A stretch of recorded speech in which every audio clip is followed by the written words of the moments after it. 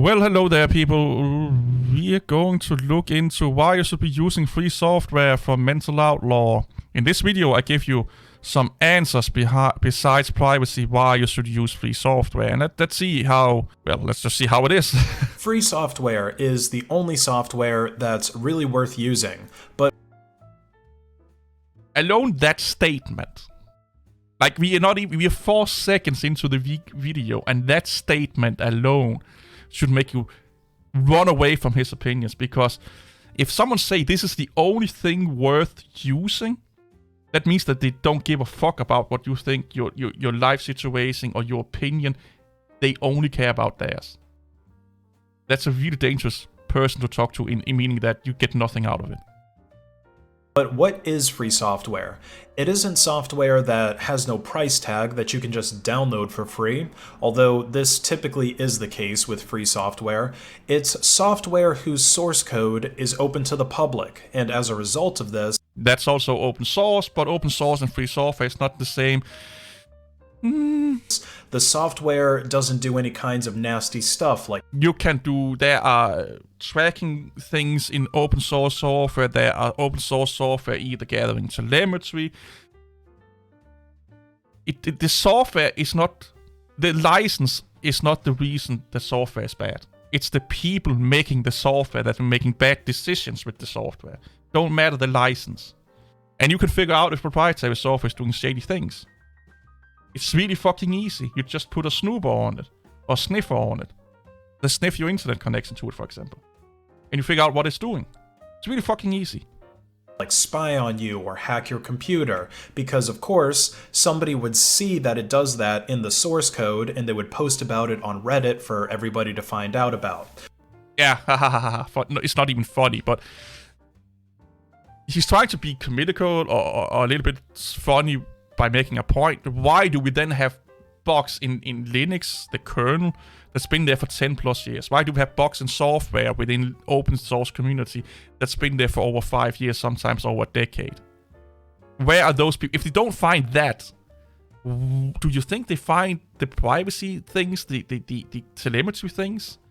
This is what I don't get about this free software and open source community. It's like, they are definitely going to find the bad things. The bugs and the insecurities, but the telemetry and the snooping, they are definitely, or snooping, sniffing?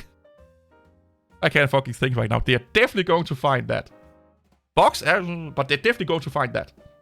It's like a really narrow-minded, one-track way of looking at things. Now I could go on and on about the privacy reasons why you should use free software. And he's on YouTube. Because FANG and the government are literally tracking your every move, collecting so much data on you and your peers so that they can attempt to understand humans better than they understand themselves. And with this knowledge, combined with the wealth and power that they already have, they can accelerate shaping society into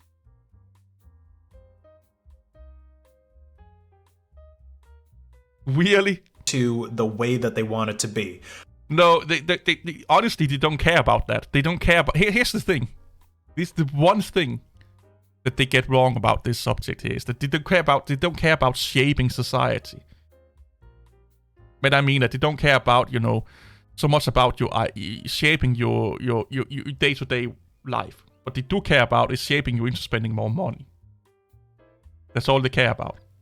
What they are doing with your data is to make sure that you spend more money. That's number one reason. Number two, they will say, oh, it's for your own protection, all that shit. And sometimes you could also debate that they are using the data to not shape you to be more compliant, but to gauge the waters, so to speak. But the main reason they are doing this is to make you spend more money. The tinfoil hat on this one is fucking big, dude. But most people don't care about that. Most people say that they don't give a damn about privacy, even though they lock their doors at night and they don't talk to strangers or share all the things that they purchased with their credit cards. That's not the same, and here's the thing. Those credit cards are being tracked and are being shared. People lock their door because of security reasons, not privacy reasons. So they don't want people to get in the door, but they don't want you to see them running around naked in the living room but they're also not that fussed about it if they don't put the blinders on. It's two different things. Security and privacy are two different things. Sometimes they go hand in hand, sometimes they are not. But what he's talking about here is people being able to see you running around naked in your room, or allowing people into your room or your house. That's two different things. There's a lot of people that don't care that you can see them running around in their underwear, in their garden and in their house. But they don't want you to be able to get in your house. Two different things here. Two really, really big differences, by the way. Online privacy just isn't that important to them for whatever reason. And they are allowed to not want to think about that. They are also allowed to not care about that. You should not force them to care about it. Because there's a lot of things I should force you to care about then. Maybe not using these fucking crazy pictures here. That makes no sense whatsoever. So I won't really focus on it, but there's more reasons to use free software beyond just the respect for privacy. With free software, it's often easier to get work done. Oh, okay. Show me some data that prove that. This is fucking this is the fucking stupidest thing I've ever heard. It makes no sense whatsoever. What if you are working with a company that are using Adobe backends and you're cooperating on a project with where they're using Photoshop and Adobe suites in the back end? That makes your job a little bit harder, don't it? Because you're using free and open source software. Show me some paper, show me a study, show me some metrics that tells you and tell me that if an organization is using free and open source software, their productivity increases by 10%. This is just, it's a person throwing things out of their ass. I want to see those studies. It may be cost efficient. It may cost them less money. But it can also give you a lot of hurdles. Now, what do I mean by this? Before jumping into the rabbit hole of Linux OCD, I was a Windows user, and I think my love and hate of Windows has pretty much followed the same trajectory as most other millennials. I liked Windows XP, I didn't like Windows Vista, I liked Windows 7, and then everything after that is a complete dumpster fire that I hate with a passion. No, it has nothing to do with millenniums, or any. It has nothing to do when you were born, where you were born. It's personal preference. I kind of agree with this. I do think Windows 10 is still a great product. I also think Windows 11 is a great product if you take away the telemetry and stuff like that, and the data collection. But as a technology, it's an amazing product. Nothing to do with when you were born, where you were born, what year you were born. This is the equivalent of saying that, oh, because I was born on May the 8th, 1981, according to the astrologist, this is astrology for geeks. It's what it is. Oh, you were born this year and you were using this system, you were introduced to this Windows system, so therefore, according to the alignment of the computers in our basement, you are now more susceptible to Linux, or you are more keen of the FreeBSD's ways, because the monitor was turned 9 degrees to the left at that time in that place and time. Makes no fucking sense whatsoever. But why did this love and hate happen? So I wasn't really that hip to free software when Windows 8, or, certainly not when Windows Vista came out, so that had nothing to do with my dislike of certain versions of Windows at the time. The main reason that I didn't like those OSs was change. And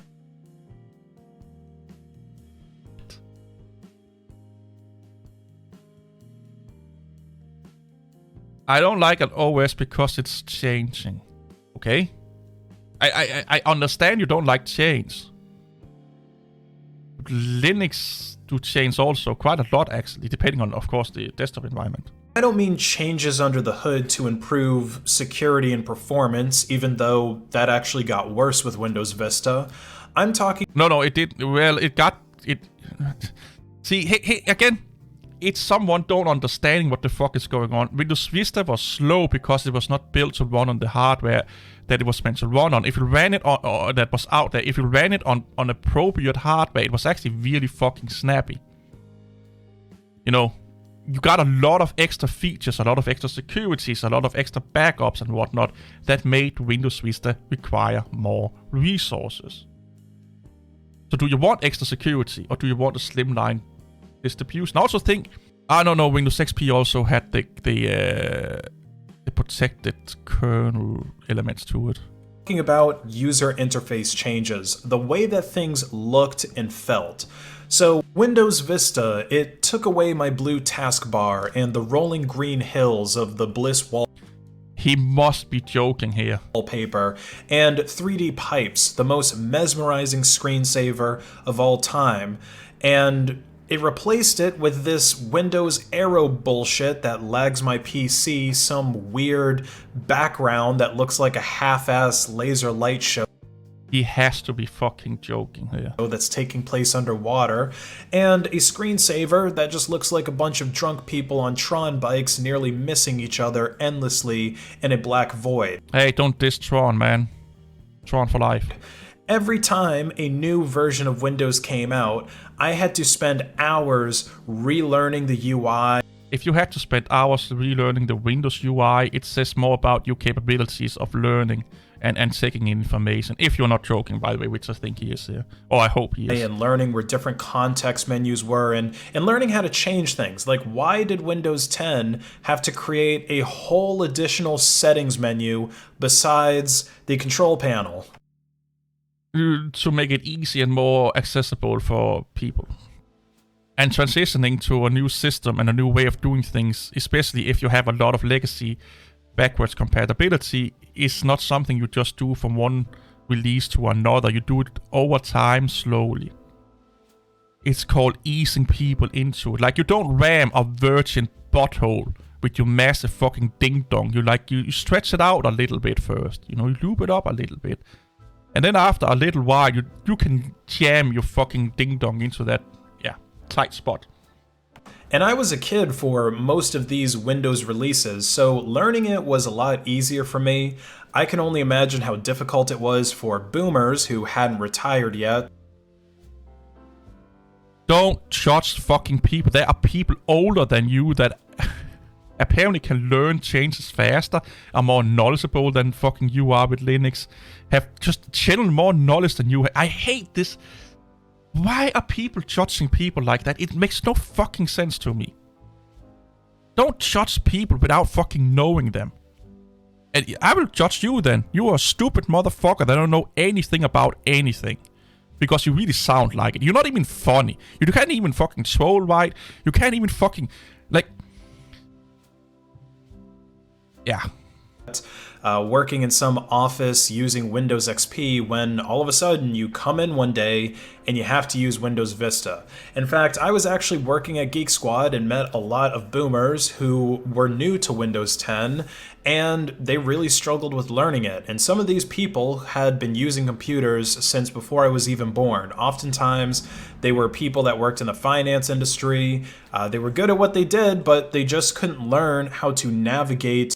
You do know that if you're working in the finance industry, you're not really working with the operating system, but you're working with the software on top of the operating system, right? If you're being in the Geek Squad, is this just like the fucking... Is it just mouth-tooling idiots on the street they put in there? So what the fuck is going on here? Yeah, people have difficulty with changes. You have difficulty with changes. You will become that old dude at some point that have difficulty with changes. Just because you're young and have difficulties, or old, there's just as many people that are old and young that don't have those problems. Don't judge people, man. Don't. New versions of Windows or new versions of Microsoft Excel because everything was moved around on them. Free software doesn't have this kind of problem because it can always be forked. That's not a solution. Fucking hell, man. That's not the solution. Oh my god. I don't like the button placement on this UI. I will fork it. Well, I didn't like that you moved the text a little bit to the left. Let me fork. Now we have 10 fucking programs to do the same thing. We have developers developing in 10 parallel streams doing the same things. Meaning that we're dividing up the development effort going into open source software, free and open source software. So we're not getting things done as fast because they don't talk to each other, they don't share code a lot of times. Because they hate each other because they change a fucking UI element. Get out of your fucking ass, man. Like, this dude, I don't know if he's trying to be a troll or being funny, but he's making no sense whatsoever. Sure, the user interface of the mainline version, it might have some change throughout the year, but in almost every case, you can find someone who is maintaining a version updated with the under the hood stuff. No, you can't. No, you can't. But it still has the old UI, and this is often the case with free software. You can rice it to look exactly how you want it to because they make the UI and all the stuff under the hood separate. In my No, the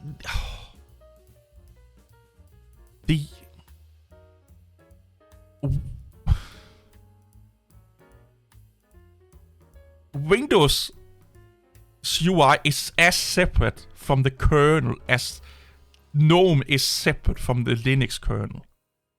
They just lock it down. What about Elementary? What about Pantheon? It's almost more locked down than fucking Windows is. if Microsoft Windows was free software like GNU/Linux, we would probably see XP, Vista, Windows 7, Windows 2000, and even versions before that still being used in the wild. They are. That's the problem. They are.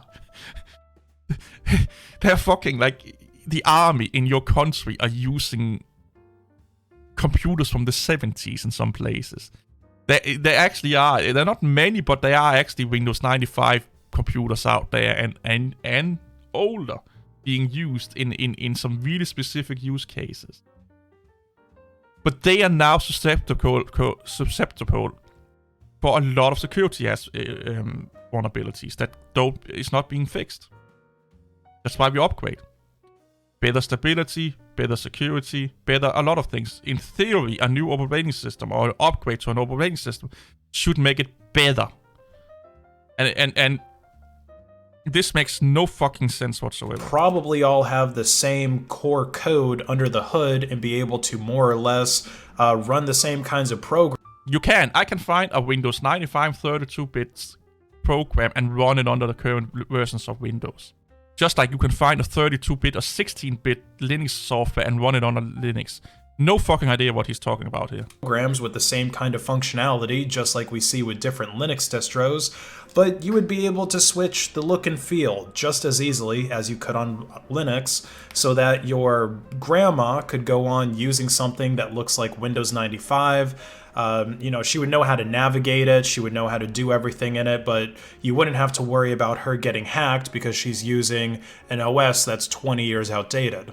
The main reason to use free software is that you actually have control over it, and you have control over the project, even if you aren't a programmer. And I want to make that very clear, that programmers, they aren't the only ones who have a say in what direction free software goes. Of course, depends on the fucking project, you moron. Depends on the project. No. They don't really listen to the user base, okay? They don't give a fuck about what you think. Pantheon, Elementary is kind of the same fucking thing. They don't really listen that much to the community. I will agree on one thing, you have ownership over the software. We'll agree on that.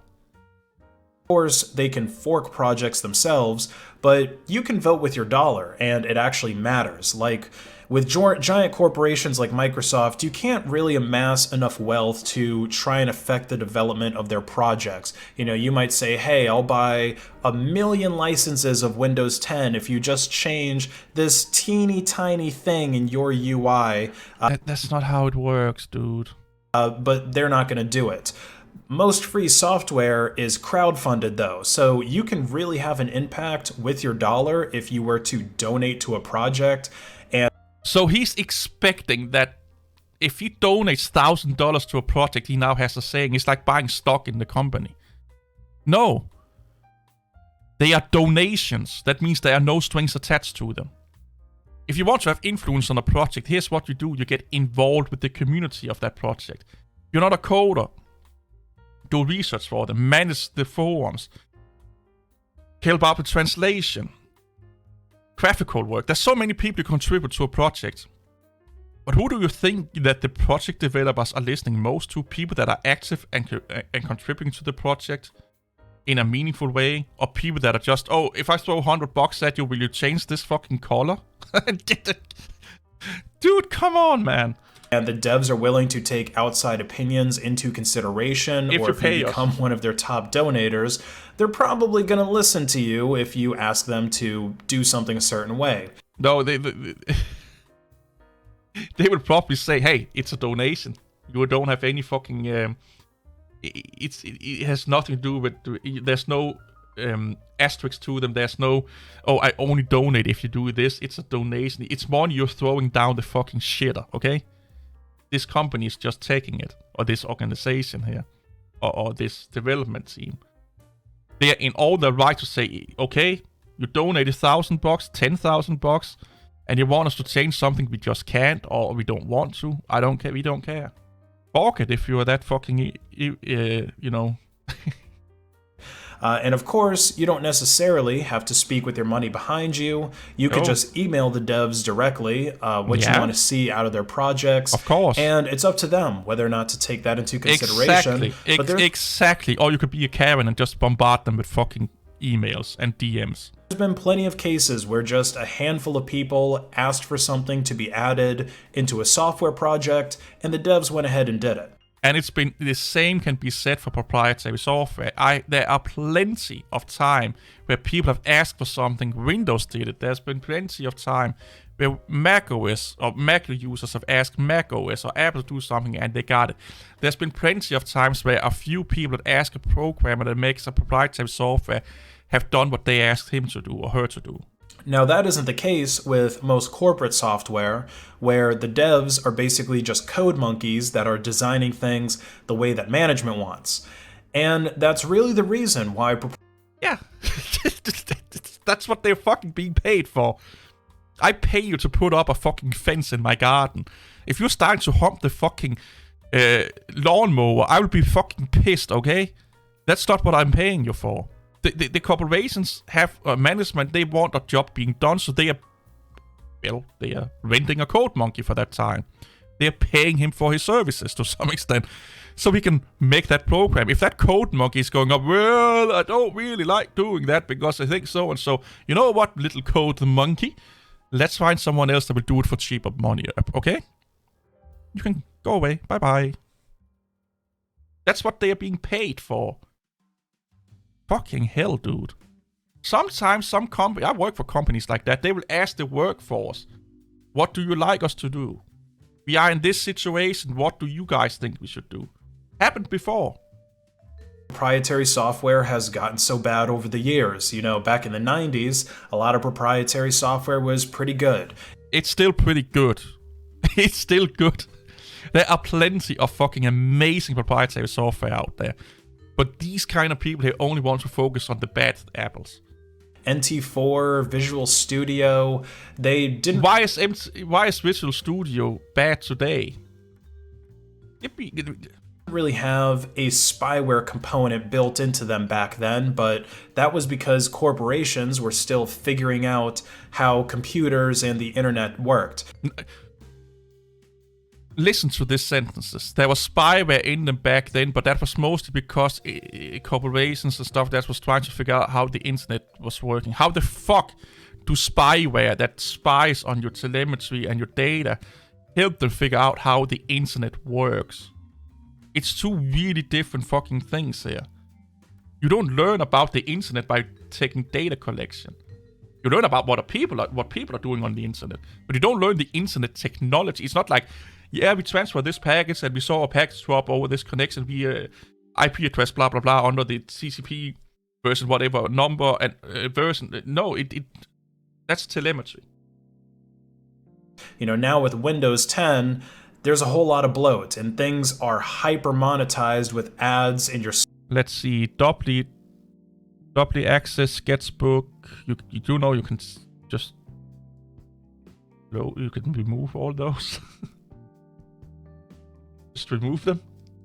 It's not big of a deal. You go into the App Store and you get recommendations. This is just recommendations.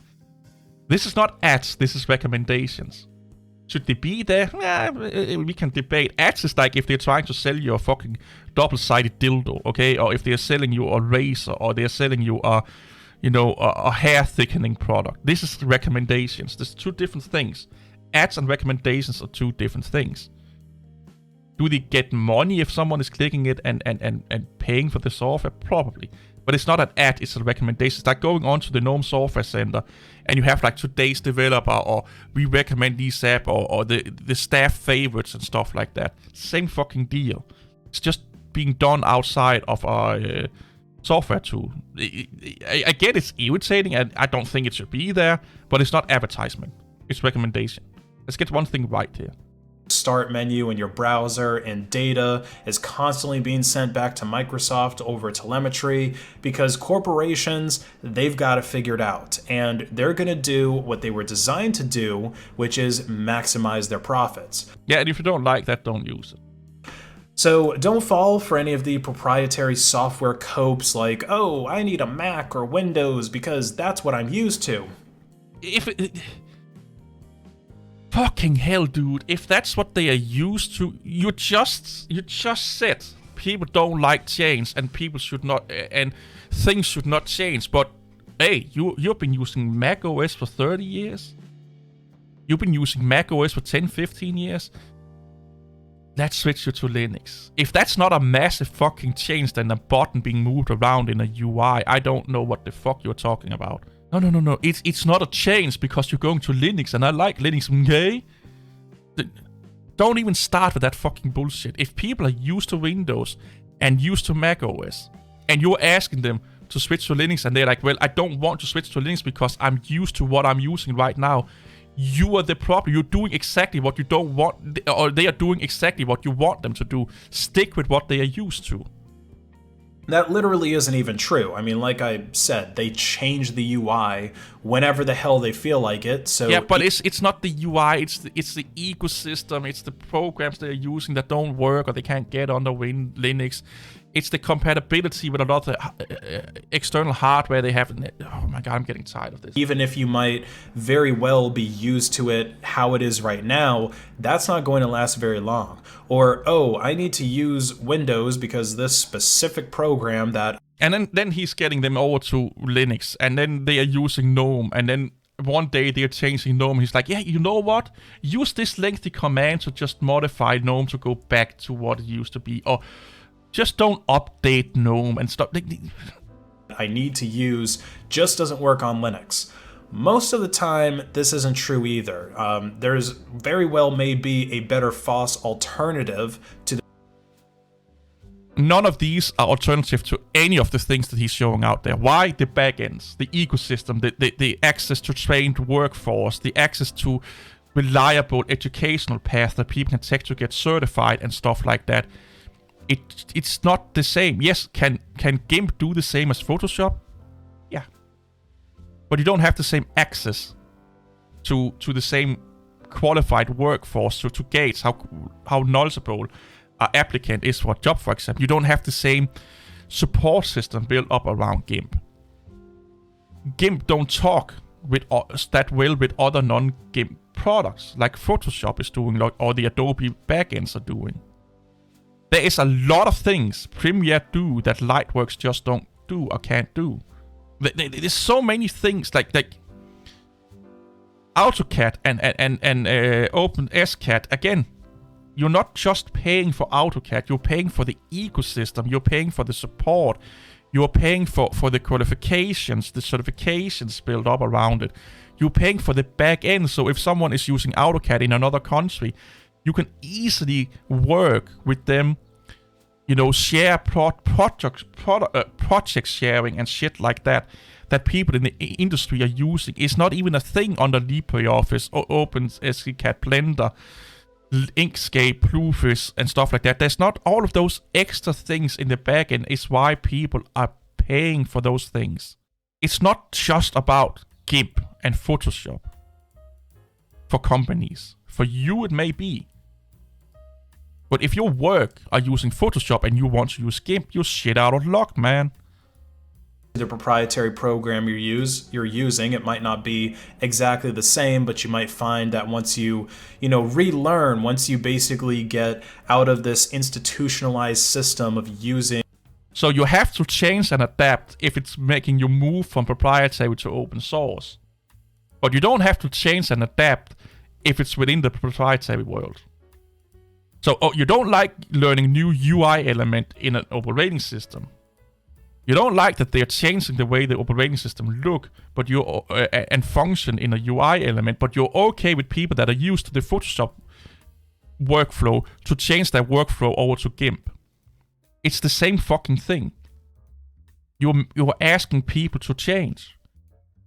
And you're asking people that don't like change to change because they're changing from proprietary to open source. It makes no fucking sense. Well, the desktop looks the same. Yeah, but you're changing everything else then. This is a guy, like I've said this one time with DistroTube. If you come up to them with a crowbar in the head, this guy will take the crowbar out of your head and give you a band and say, okay, you're fine now, you made nothing is wrong. You only look at one thing of the whole situation. You don't go to what's next. Do you actually have any brain damage? What does that brain damage mean? How much do I have bleeding anywhere else? No, they just look at the crowbar, fixating on the crowbar, mending the crowbar, and that's it. That's not how the world works, man. Especially not the IT world. All of the software made by proprietors and start using free software alternatives, that you're able to do the same work you were doing on Windows or Mac OS even more efficiently. Again, show me some studies that tells me it's more efficient. Have there been done any scientific test on it? Has there been done any test on if it's more efficient? Not as far as I know. So you can't say with a fact that it's more efficient, because it's not factually correct. Most distros have tens of thousands of packages in their repositories, and it's really come a long way. Now, I know that someone's going to say, oh, I need to use this specific tool that is only available in Adobe Premiere or Photoshop or some other proprietary program that only works on Windows or Mac OS. So I guess it is necessary for them to use some proprietary software. Thank you. But why not dual boot or run a VM?